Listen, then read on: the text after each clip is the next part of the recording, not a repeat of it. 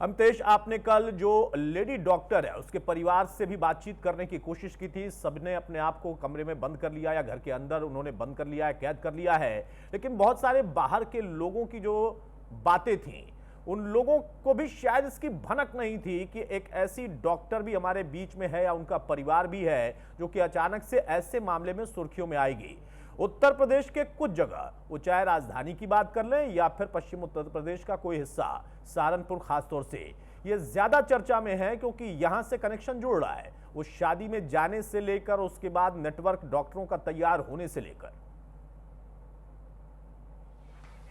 देखिए अतुल, जाहिर सी बात है कि हमने जो डॉक्टर शाहीन शाहिद हैं उनके घर वालों से बात करनी चाहिए, लेकिन आज उनके जो भाई हैं उसने जरूर बात करी और ये कहा कि देखिए इस हमें उसने पूरी इस घटनाक्रम से पल्ला झाड़ा है, लेकिन जो स्थानीय लोग हैं वो सवाल खड़े कर रहे हैं। स्थानीय लोग साफ तौर पे कह रहे हैं कि तकरीबन साल 2 साल पहले एक बार जरूर जो डॉक्टर शाहीन शाहिद थी वो इस मकान में आई थी, उसके बाद से उसका कोई पता नहीं चल रहा है। दूसरी बात यह है कि एक डॉक्टर परवेज अंसारी का जो जिक्र हम कर रहे हैं, डॉक्टर परवेज अंसारी पर सवाल जरूर खड़े हो रहे हैं।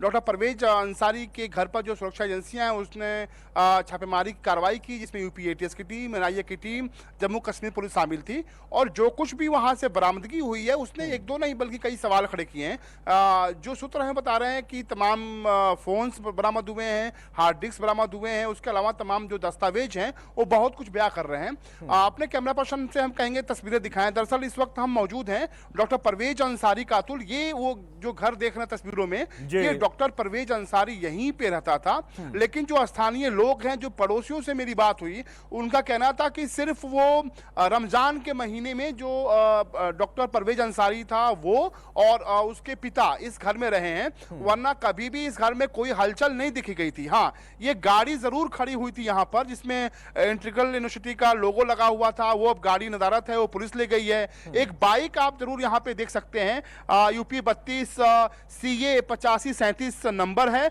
और उस पे जो डॉक्टर्स का जो स्टिकर है वो लगा हुआ है, यानी कि इंटीग्रल यूनिवर्सिटी में प्रोफेसर के तौर पे काम करता था।